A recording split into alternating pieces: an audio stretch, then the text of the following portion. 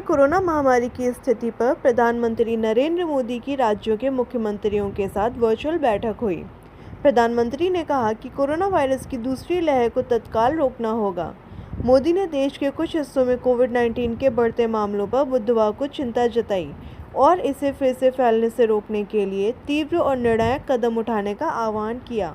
उन्होंने कहा कि लोग घबराएं नहीं, इसका भी ध्यान रखना है, साथ ही समस्या के समाधान का रास्ता भी सुनिश्चित करना है। उन्होंने कहा कि जांच, पता लगाना और उपचार करने के सिद्धांत का अब गंभीरता से पालन करना होगा।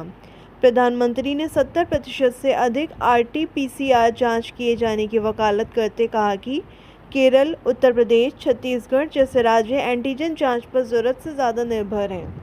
इसके मद्देनज़र प्रधानमंत्री ने तीव्र और निर्णायक कदम उठाने का आह्वान किया। उन्होंने कहा कि इस महामारी के खिलाफ भारत की अब तक की लड़ाई में जो आत्मविश्वास पैदा हुआ है, उसे लापरवाही से कमज़ोर नहीं पड़ने देना है।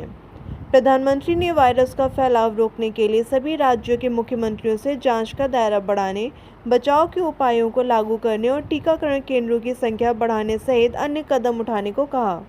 देश के 70 जिलों में तो पिछले कुछ हफ्तों में यह वृद्धि 150% से भी ज्यादा है।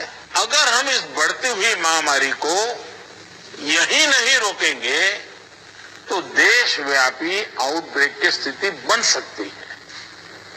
हमें कोरोना की उस उभरती हुई सेकंड पीक को तुरंत रोकना ही होगा और इसके लिए हमें क्विक और डिसाइसिव कदम उठाने होंगे। कोविड-19 महामारी की वर्तमान स्थिति और देश भर में कोरोना के खिलाफ जारी टीकाकरण के सिलसिले में विभिन्न राज्यों के मुख्यमंत्रियों से डिजिटल माध्यम से संवाद करते हुए उन्होंने कहा कि महाराष्ट्र, पंजाब और मध्य प्रदेश जैसे राज्यों में कोरोना के मामले बढ़े हैं, जबकि देश के 70 जिलों में सकारात्मक मामलों की दरों में 150% तक का इजाफा हुआ है।